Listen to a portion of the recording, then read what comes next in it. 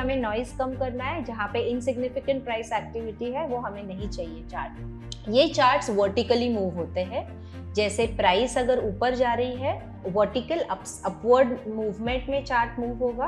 Price जब 100 से 105 जाएगी या उससे ऊपर, तब हम अगले बॉक्स में ये इसको प्लॉट करेंगे या अगले बॉक्स में ये फिगर को लिखेंगे। तो बॉक्स वैल्यू और रिवर्सल बॉक्स वैल्यू ये एक इंपॉर्टेंट पैरामीटर है construction of point and figure charts में। जब पॉइंट एंड फिगर चार्ट्स का इनिशियली जब इनको प्लॉटिंग शुरू हुआ था, तब इनको कहा जाता था फिगर चार्ट्स। उसके बाद उसका नाम पॉइंट और फिगर हुआ, उसके बाद उसका नाम point and figure. So currently the refined version where we use is called as point and figure chart. अब जानते हैं कि ये चार्ट को कंस्ट्रक्ट कैसे करते हैं। ये चार्ट्स वर्टिकली मूव होते हैं, जैसे प्राइस अगर ऊपर जा रही है वर्टिकल अपवर्ड मूवमेंट में चार्ट मूव होगा, अगर प्राइस नीचे आ रही है तो डाउनवर्ड ट्रैक्शन में आपका चार्ट प्लॉट होगा। यहाँ पे जब इनिशियल डेज में जब पॉइंट एंड फिगर के चार्ट्स प्लॉट करना शुरू हुए थे, जब इनको फिगर चार्ट्स ही कहा जाता था, तो जो प्राइस थी किसी भी इंस्ट्रूमेंट की, उसको लिखा जाता था एक बॉक्स में। तो एक बॉक्स था, जैसे यहाँ पे आप एग्जाम्पल में देख सकते हैं कि एक कोई स्टॉक है जो 100 पे ट्रेड कर रहा है, तो एक स्क्वायर में 100 लिखा जाता था, जो वो पर्टिकुलर इंस्ट्रूमेंट की प्राइस थी। अब समझिए यहाँ से 100 से प्राइस 105 हो गई, तो 105 विल बी स्टैक्ड अबाउ 100। 105 से प्राइस 110 हो गई, तो it will be stacked above 105। that value or that figure will be written one above the other, and we will keep on piling the figures one above another until the price reverses. अब यहाँ पे एक दो चीजें हमें importantly ध्यान देनी है कि प्राइसेस बॉक्स में प्लॉट हो रही है। हर बॉक्स के ऊपर जब नया बॉक्स में प्राइस प्लॉट हो रही है, तो एक पर्टिकुलर रेंज डिफाइन हुई की है।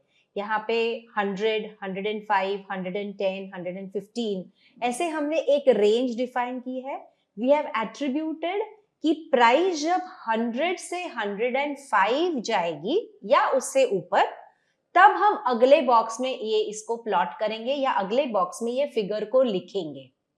जब 105 से प्राइस 110 जाएगी या उसके ऊपर, तब हम 110 उसके ऊपर लिखेंगे।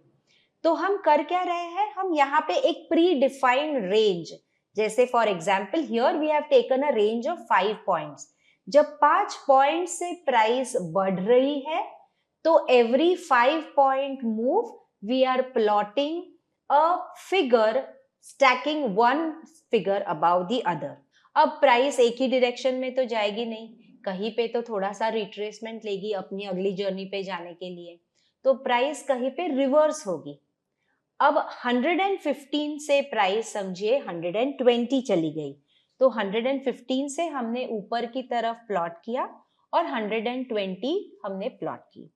120 से प्राइस और ऊपर गई 125, so we plot that figure again on top of the earlier plotted figure of 120 and we stop there. अगर 125 से प्राइस नीचे आना शुरू होगी, यानी प्राइस स्टार्ट्स रिवर्सिंग, अगर 5 पॉइंट से वापस प्राइस ड्रॉप हो गई, 125 से प्राइस 125 हो गई, तो हम एक कॉलम से दूसरे बगल वाले कॉलम में प्राइस को रिवर्स करेंगे। यानी क्या हो रहा है, अब बुलिश प्राइस चल रही थी, तो हम एक के ऊपर एक प्राइस स्टैक करते गए। जब 5-5 पॉइंट से प्राइस बढ़ती गई, तो हमने एक के ऊपर एक स्टैक किया प्राइस को। अब प्राइस थोड़ा रिट्रेसमेंट दे रही है या पुल बैक दे रही है, तो प्राइस नीचे आ रही है। प्राइस जब नीचे आ रही है, तब हमने कॉलम चेंज करके एग्जिस्टिंग कॉलम से बाजू वाले कॉलम में नीचे की तरफ प्राइसेस को प्लॉट करना शुरू किया।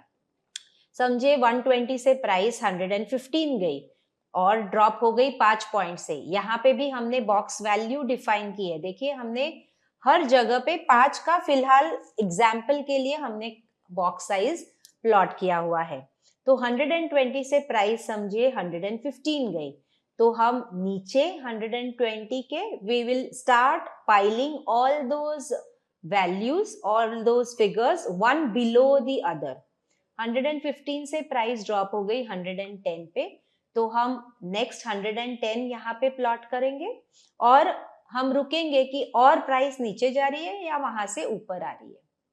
अब अगले कुछ थोड़े समय के बाद जब प्राइस बढ़ने लगती है, समझिए 110 से प्राइस अब 115, 5 पॉइंट से बढ़ गई, 5 पॉइंट या उससे ज्यादा, लेकिन 5 पॉइंट तो बढ़ना है क्योंकि हमने यूजर ने यहाँ पे एक डिफाइन किया हुआ प्री डिफाइंड रेंज है 5 पॉइंट की।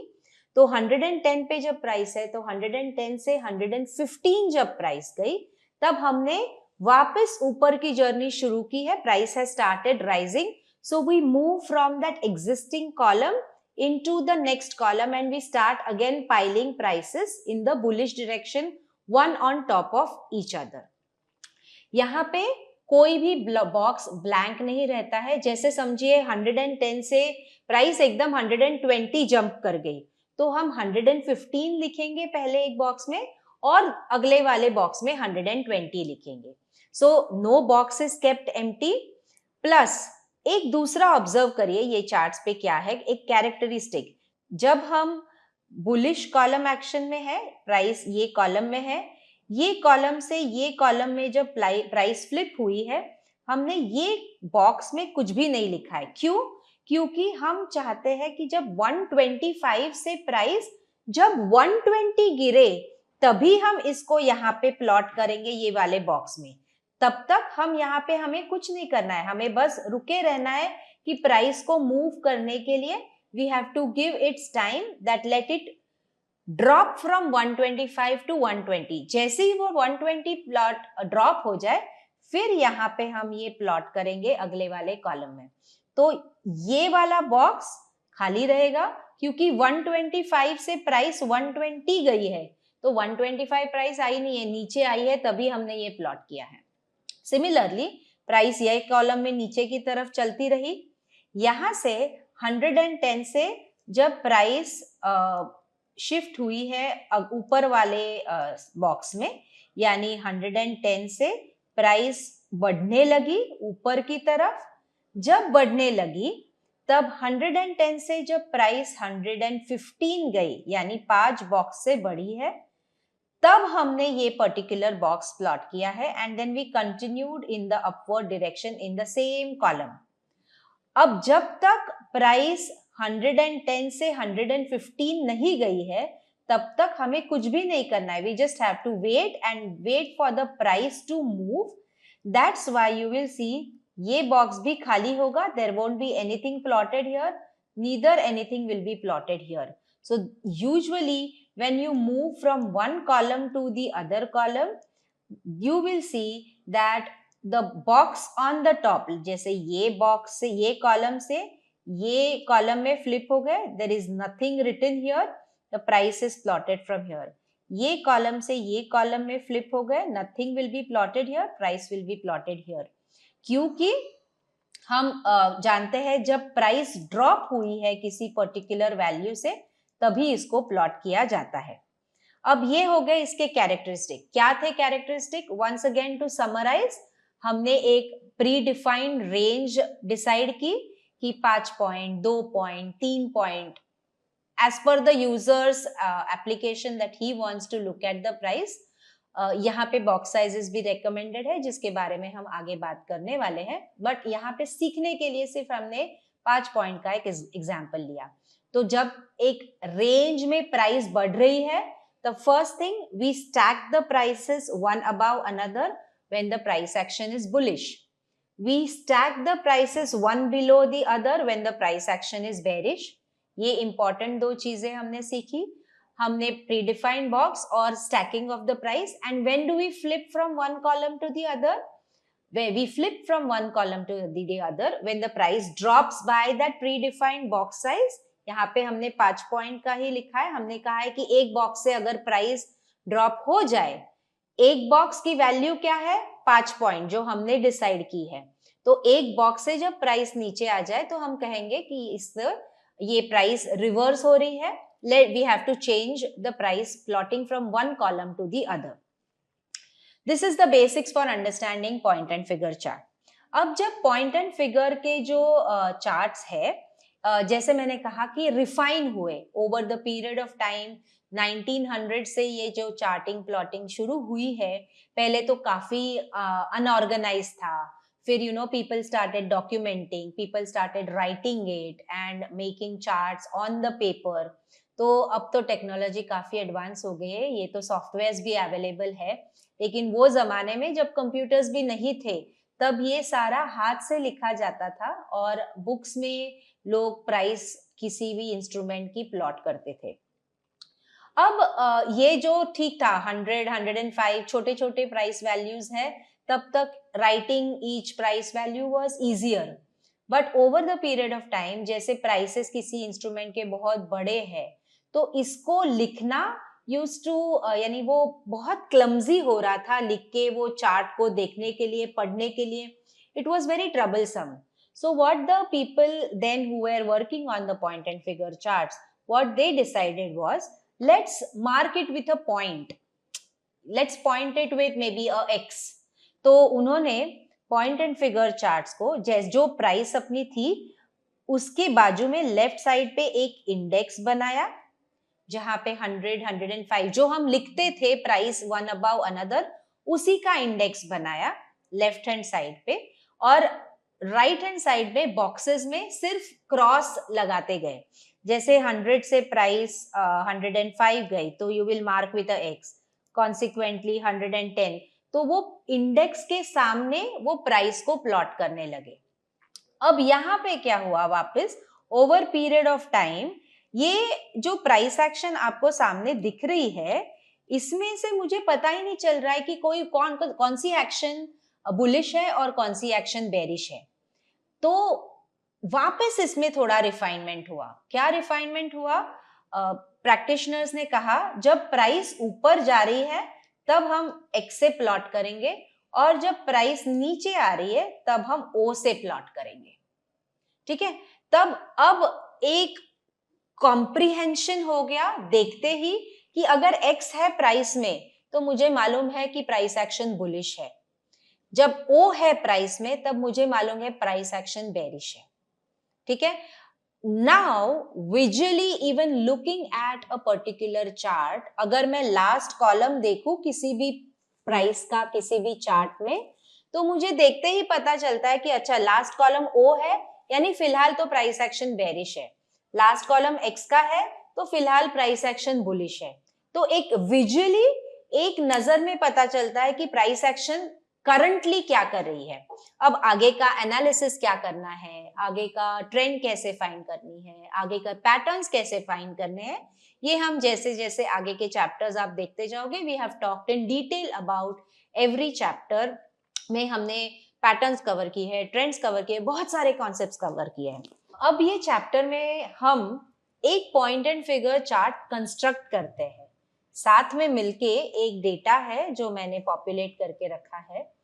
तो आइए देखते हैं स्क्रीन पे. अब आप देखिए यहाँ पे ये पहला वाला आप जो स्क्रीन देख रहे हो, ये वाला, ये एक बॉक्स साइज है जहाँ पे हमने इंडेक्स बनाया है. इंडेक्स में प्राइस ली हुई है 100 से लेके 115 तक.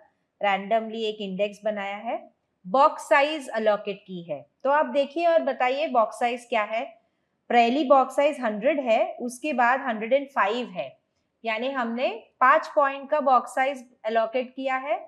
इसका मतलब क्या है, जब प्राइस 100 से 105 5 पॉइंट या उससे ज्यादा बढ़ेगी तभी हम यहाँ पे एक्स प्लॉट करेंगे.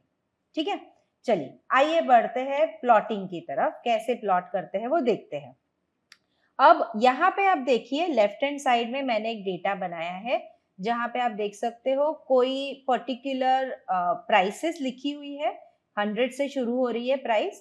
तो जब प्राइस 100 पे है तब मुझे पता नहीं है 100 के बाद प्राइस बढ़ रही है या कम हो रही है.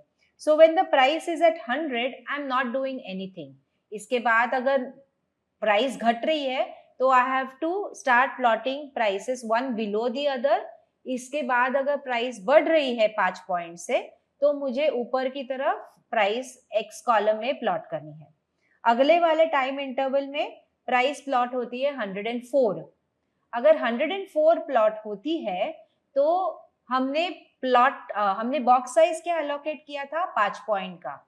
100 से प्राइस जब 105 और उसके ऊपर जाएगी तब हम अगला वाला बॉक्स प्लॉट करेंगे, या 100 से प्राइस 95 या उसके नीचे जाएगी तो हम नीचे की तरफ कॉलम ऑफ ओ में प्लॉटिंग करेंगे। फिलहाल 104 गई है तो I don't have to do anything. Next price 107 चली गई तो अब मैं मेरा पहला एक्स प्लॉट करूंगी एट 100 और 107 गई है विच इज मोर देन 105 तो I plot my next X as well. अब 107 से प्राइस 109 गई है। Currently we are in this box जहां पे प्राइस 105 के बॉक्स में है। यहां से प्राइस अगर 110 या उसके ऊपर चली गई तो हम हमारा एक्स प्लॉट करेंगे। प्राइस कहाँ गई है 109 गई है तो हमें एक्शन लेना है? नहीं, हमें कुछ भी एक्शन नहीं लेना है, हमें बस बैठे रहना है। अगला प्राइस 112। जब 112 प्राइस आई तो इट इज मोर देन 110 तो मैं मेरा अगला एक्स यहाँ पे प्लॉट करूंगी। ठीक है, अब अगला एक्स 112 पे हमने अगला एक्स 110 पे प्लॉट किया। 110 से प्राइस अगर ऊपर जाती है 5 पॉइंट या उससे ज्यादा, यानी 110 से 5 पॉइंट यानी 115 और more, then I plot my next X. Next price होती है 116 तो मैं मेरा एक्स प्लॉट कर सकती हूँ। अगला प्राइस है 122।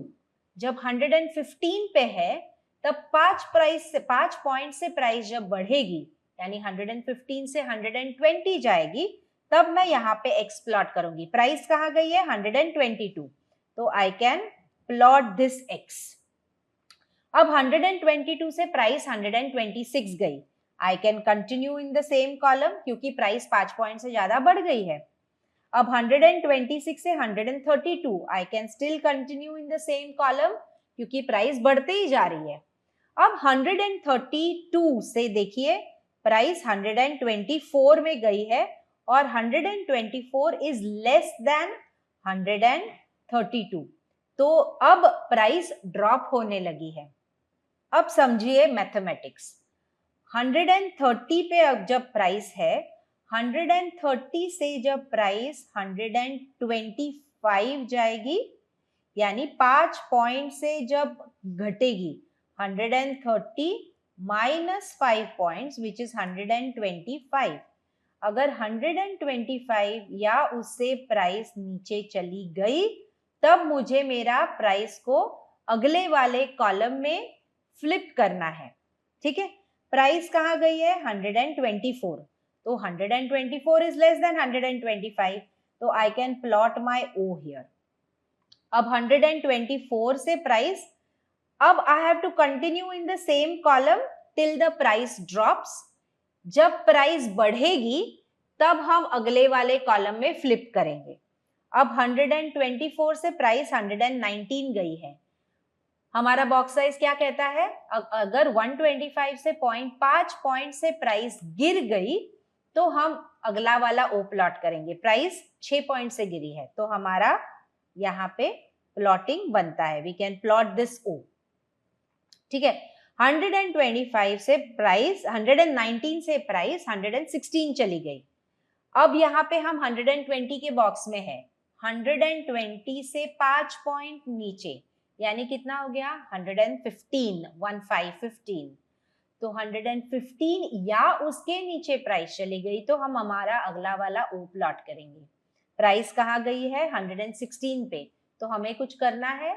नहीं, हमें कुछ भी नहीं करना है क्योंकि प्राइस 115 या उससे नीचे चली गई तो हम हमारा अगला वाला ओ प्लॉट करेंगे।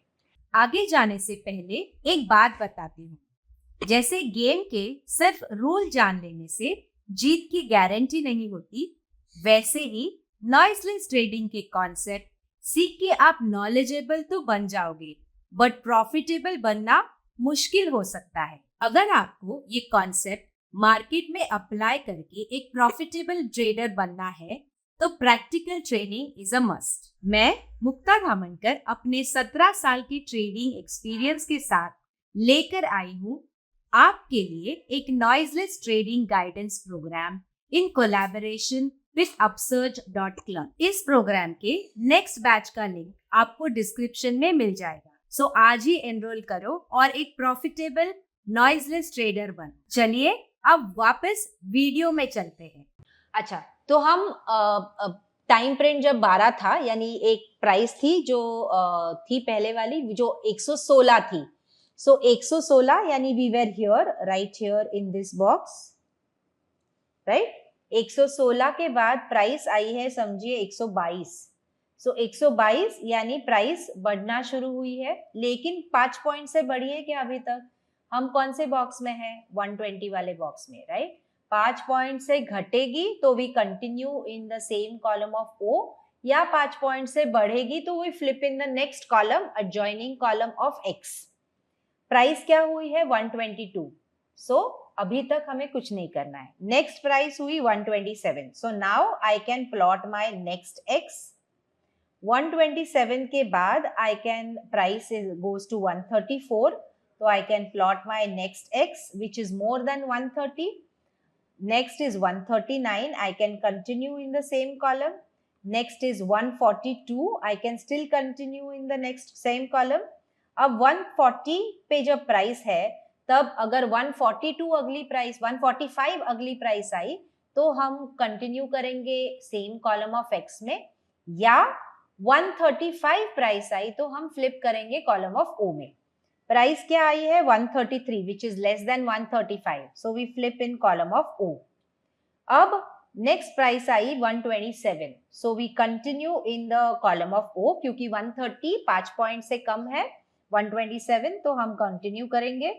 फिर आएंगे 123, तो we continue in the same column, column of O ही कंटिन्यू हो रहा है। अब नेक्स्ट प्राइस आई है 137, यानी प्राइस बढ़ रही है। 125 से 5 पॉइंट से अगर प्राइस बढ़ती है तो we flip in column of X, और we continue in the same column of O if the price drops by 5 points. 125 के बॉक्स में जब है हम, तब प्राइस आई है 125 के बाद 137। तो 137 जब प्राइस आई तो हमने एक बॉक्स 130 का और दूसरा बॉक्स 135 का। आपको याद है हमने एक रूल बात की थी, जिस रूल में हमने कहा था कि कोई भी बॉक्स एम्प्टी नहीं रहेगा। तो 135 प्राइस आई तो हमने 130 का भी बॉक्स भर दिया और 135 का बॉक्स भी एक्स वहां पे प्लॉट कर दिया, ठीक है। अब 137 के बाद प्राइस आई 118, यानी प्राइस वापस घटने लगी। अब 135 के बॉक्स में जब है, तब प्राइस अगर 5 पॉइंट से घटती है, यानी 135 या उससे लोअर हो जाती है, तब हम कॉलम ऑफ ओ में जाएंगे। अगर कंटिन्यू करना है कॉलम ऑफ एक्स में तो प्राइस 140 या उससे ज्यादा होनी चाहिए।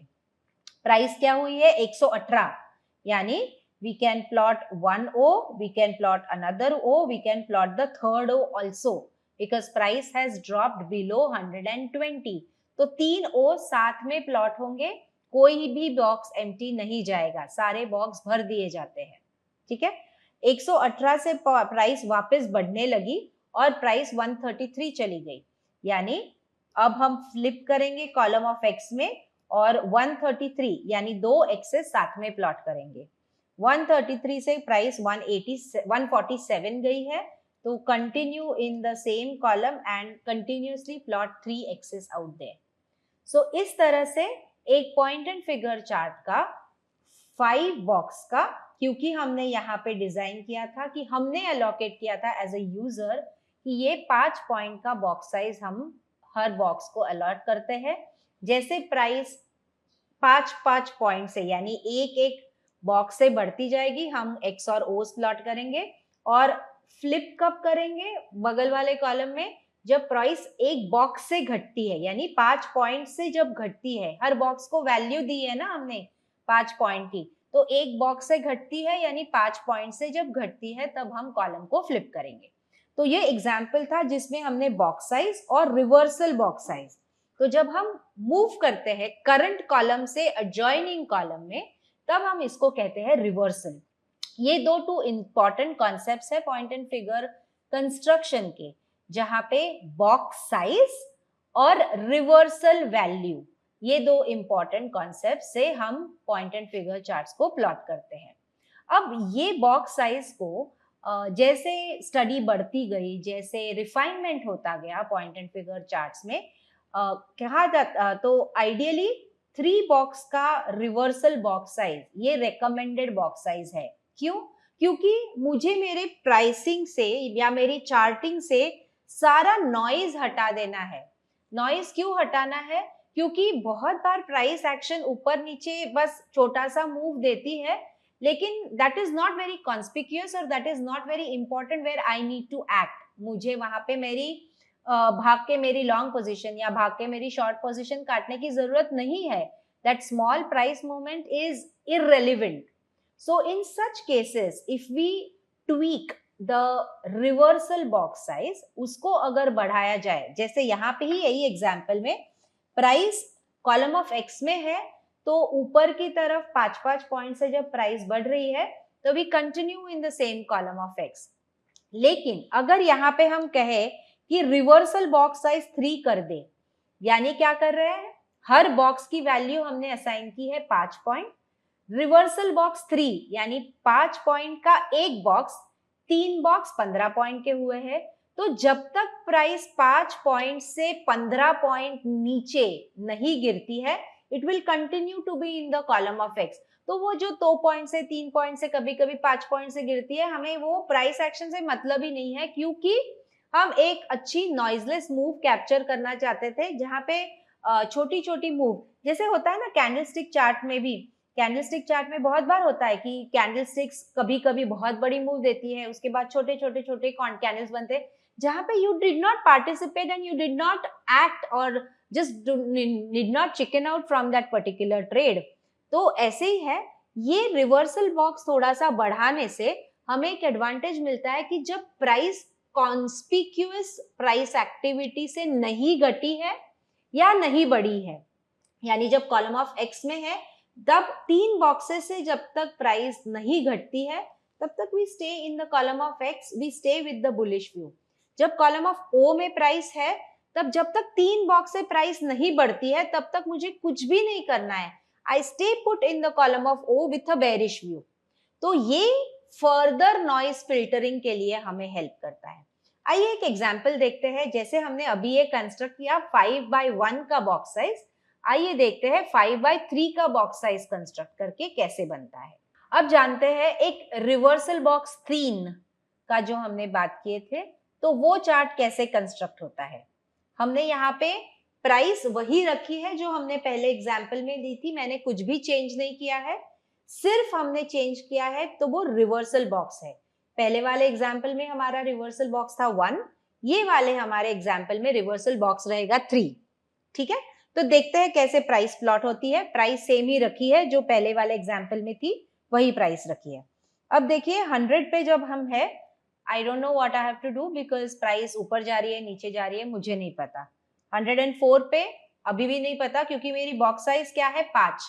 जब तक 5 पॉइंट से प्राइस बढ़ती नहीं है या 5 पॉइंट से प्राइस कम नहीं होती है तब तक मुझे कुछ नहीं करना है।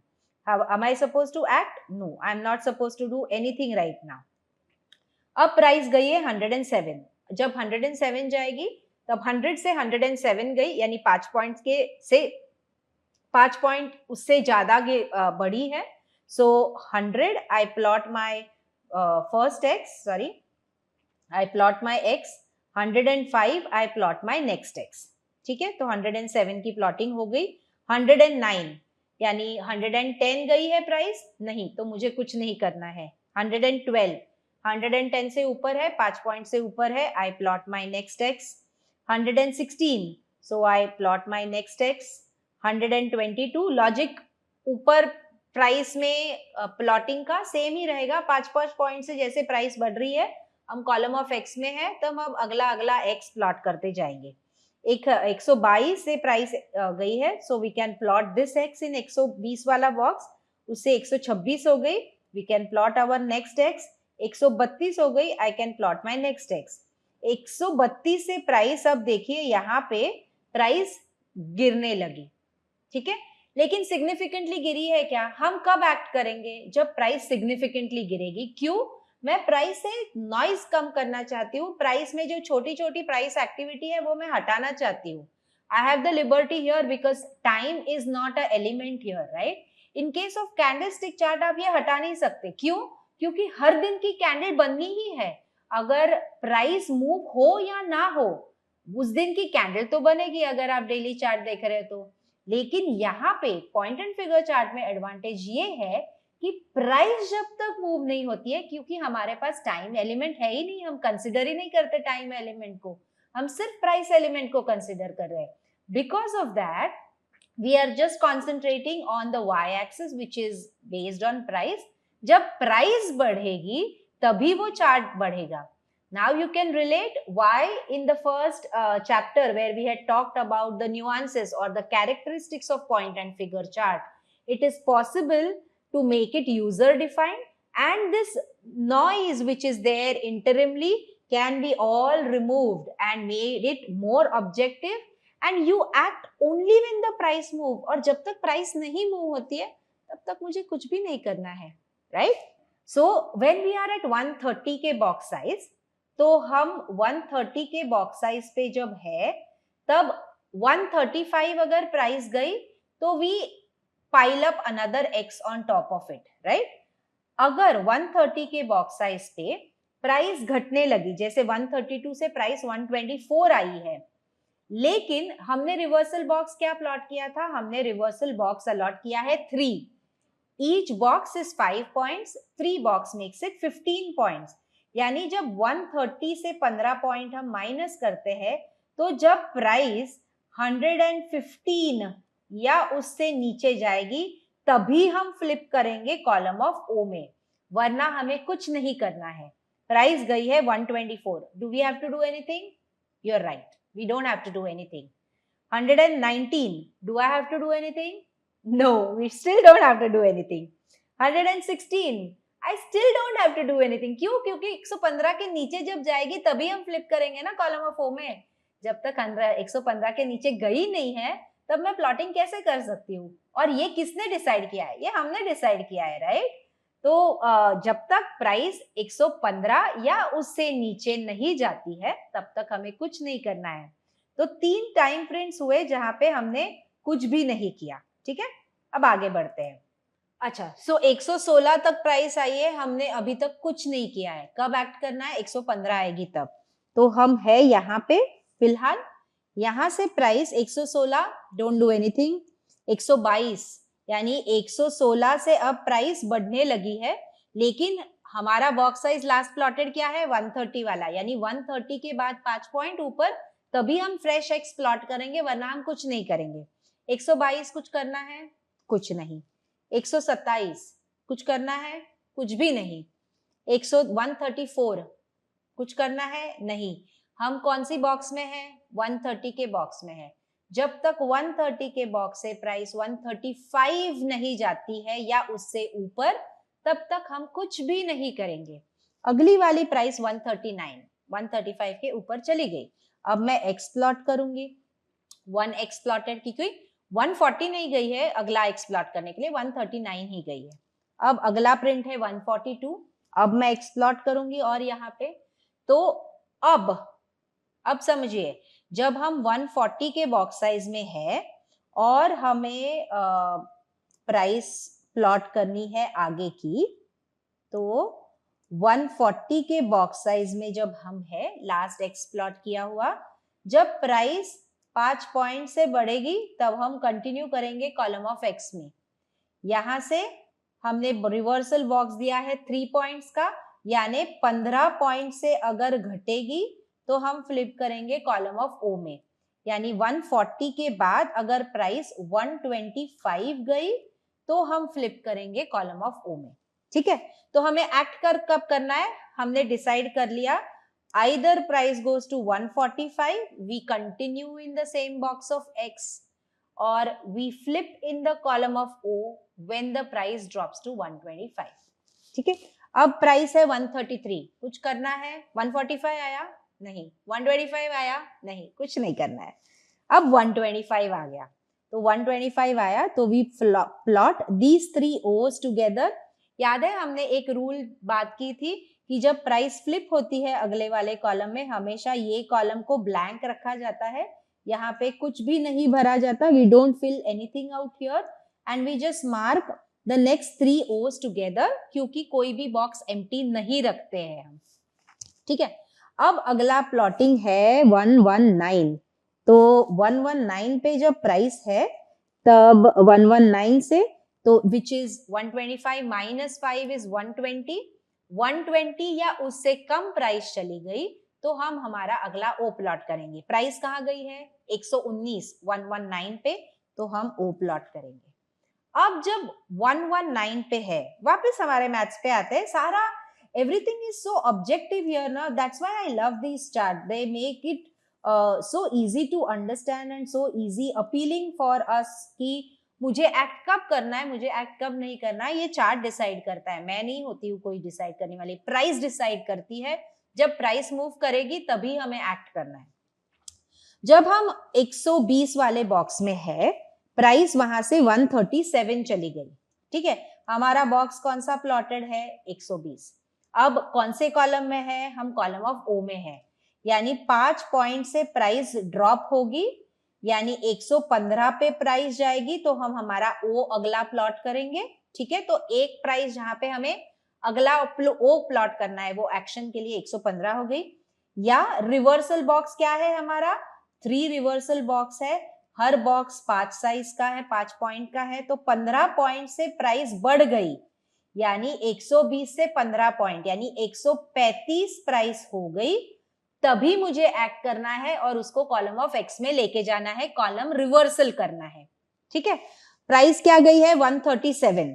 तो I flip in column of X and plot 3 Xs together. क्यों? 137, राइट? तो ये और ये तीनों कॉलम साथ में प्लॉट होंगे. अगेन जब हम कॉलम फ्लिप करते हैं तो ये वाला कॉलम ब्लैंक रहता है हमारा, राइट? उसके बगल वाला कॉलम हमेशा ब्लैंक रहता है, और we plot those 3 Xs together. अब 137 से प्राइस वापस नीचे गिरी है 132 पे. ठीक है, अब वापस हमारा मैथ्स करते हैं. देखिए, ये तो एक्चुअली सॉफ्टवेयर करता है, सारे सॉफ्टवेयर्स करते हैं जो हम यूज कर सकते हैं फॉर प्लॉटिंग द प्राइसेस. लेकिन करने में मजा यह है कि हम अंडरस्टैंड कर रहे हैं. खुद जब बिल्ड करते हैं ना कोई चार्ट, तो एक परमानेंट लर्निंग होती है, इसलिए हम ये एक्सरसाइज कर रहे हैं.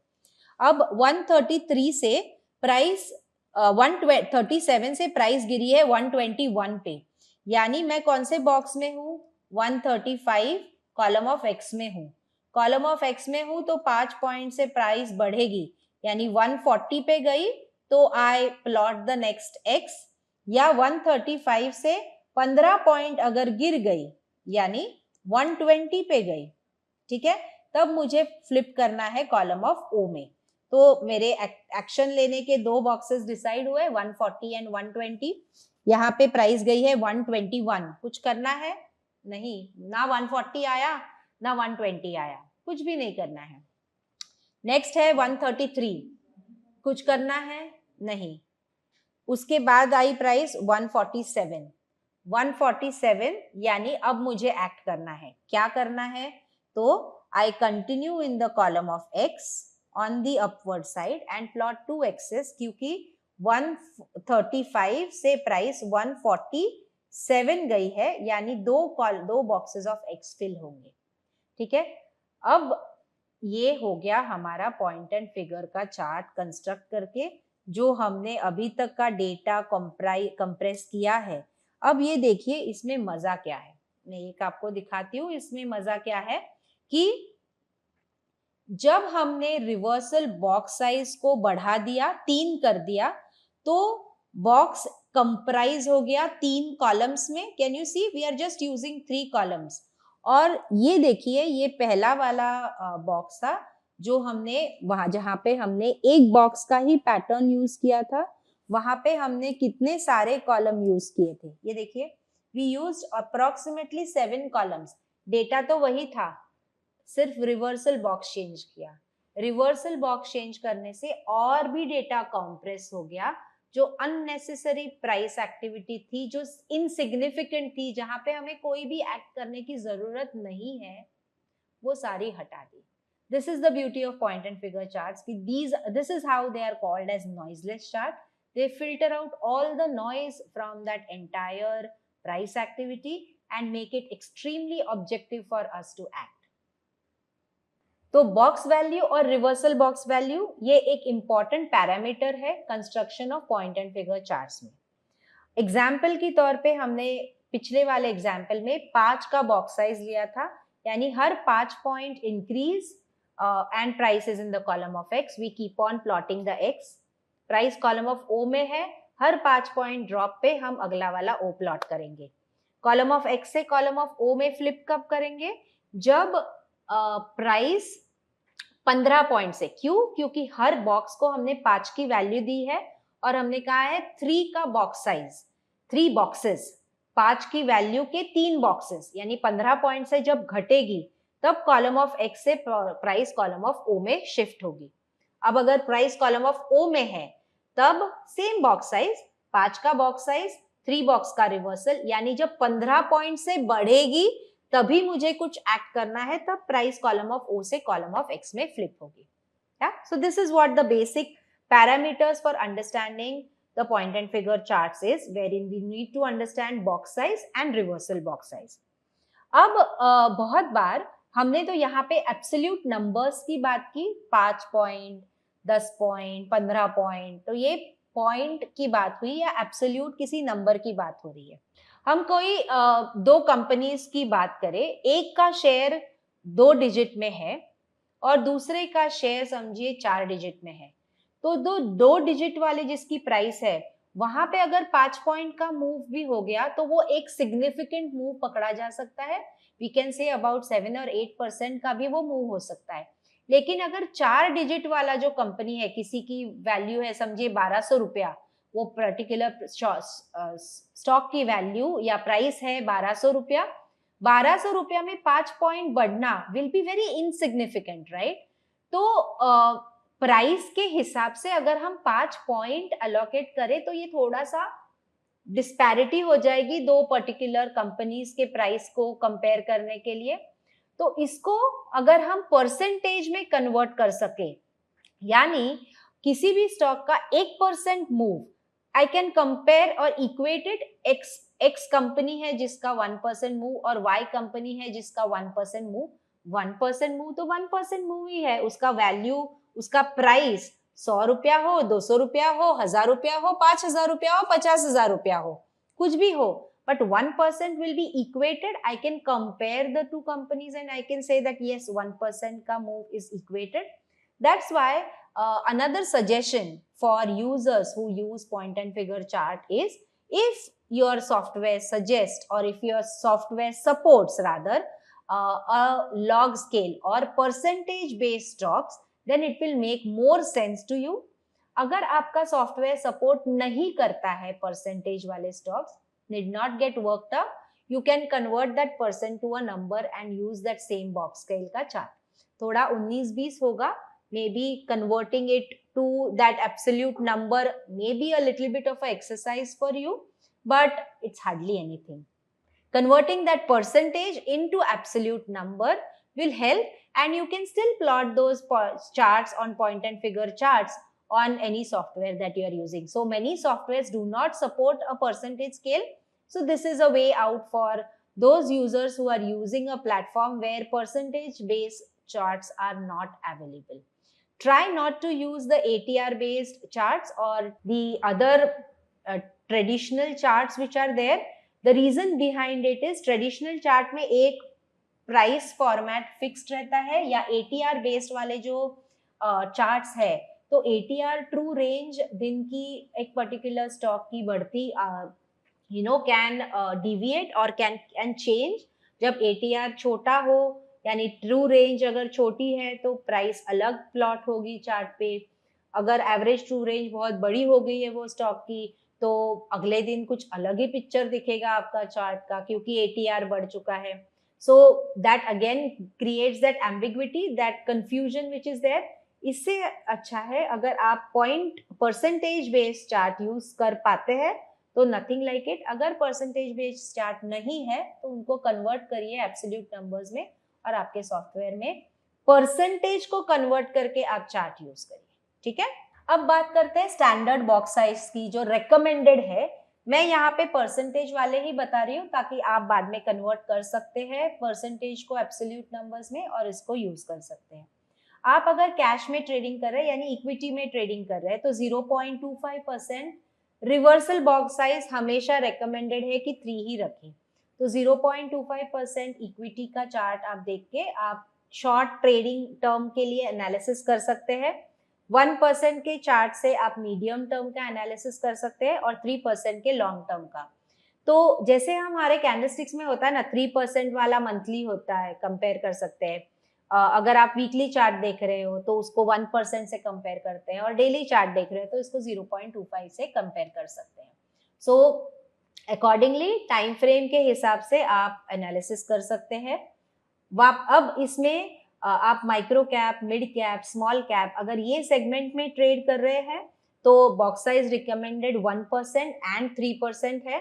So do not go. So 1% will be your short term and 3% will be your medium term box size. Large cap front lines में काम कर रहे हैं जैसे निफ्टी 50 है, निफ्टी नेक्स्ट 50 के सेगमेंट में काम कर रहे हैं तो आप 0.25% एंड 1% के बॉक्स साइज पे काम कर सकते हैं. अगर आप डेरिवेटिव सेगमेंट में ट्रेड कर रहे हैं तो इंडेक्स डेरिवेटिव्स अगर कर रहे हैं तो निफ्टी फ्यूचर्स के लिए आप 0.1% और 0.05% का चार्ट यूज कर सकते हैं. रिवर्सल बॉक्स साइज 3 ही रखी है और ये 1 मिनट पे आप चार्ट प्लॉट कर सकते हो. अब 1 मिनट क्यों? क्योंकि 1 मिनट पे वो चार्ट लॉक होगा. That particular column gets lock there. तो उसके बाद आने वाला एक्स या उसके बाद आने वाला ओ, हर 1 मिनट पे जो प्राइस चार्ट लॉक होता है it gives you a fair judgment for the movement which is coming in that particular instrument. Bank Nifty trade कर रहे हैं तो आप 0.15% एंड 0.08% का चार्ट देख सकते हैं. इंट्राडे के लिए 0.08% इज गुड इनफ. तो अगर हम कन्वर्ट करें ना एब्सोल्यूट नंबर्स में तो निफ्टी का 10 पॉइंट का absolute number is what you can use. Reversal box 3 ही रहेगा और आपको पोजिशनल कैरी करना है तो 20 का box size is what you can use. अगर एब्सोल्यूट नंबर्स में आपके पास अवेलेबल चार्ट है तो 20 और 10 could be for intraday and positional. Bank Nifty के लिए आई वुड सजेस्ट 40 एंड 80. तो 40 का box size could be for intraday and 80 का will be for a positional. Reversal box size हमने 3 ही रखी है. स्टॉक फ्यूचर्स कर रहे हैं तो स्टॉक फ्यूचर्स इंट्राडे में ट्रेडिंग कर रहे हैं तो 0.25% का मीडियम टर्म के लिए एनालिसिस के लिए और 0.15% का शॉर्ट टर्म के लिए एनालिसिस के लिए यूज कर सकते हैं. पॉइंट एंड फिगर चार्ट्स के ऑप्शन चार्ट्स भी अवेलेबल है. ऑप्शन चार्ट अगर आप ट्रेड कर रहे हो तो 1% एंट्री के लिए ऑप्शन चार्ट यूज कर सकते हैं एंड 3% फॉर एनालिसिस के लिए आप यूज कर सकते हो. ऑप्शंस में बैंक निफ्टी, स्टॉक डेरिवेटिव्स, किसके स्टॉक के भी ऑप्शंस अगर आप ट्रेड कर सकते हो. 1% का box size is for entry, 3% is for analysis. Reversal box size हर जगह पे हमने 3 ही रखा हुआ है. क्यों? क्योंकि हमें नॉइज कम करना है. जहाँ पे इनसिग्निफिकेंट प्राइस एक्टिविटी है वो हमें नहीं चाहिए चार्ट पे. हमें जस्ट एक्ट करना है जहाँ पे there is a significant price activity which matters. That point that would be which will be considered with the increase in the reversal box size.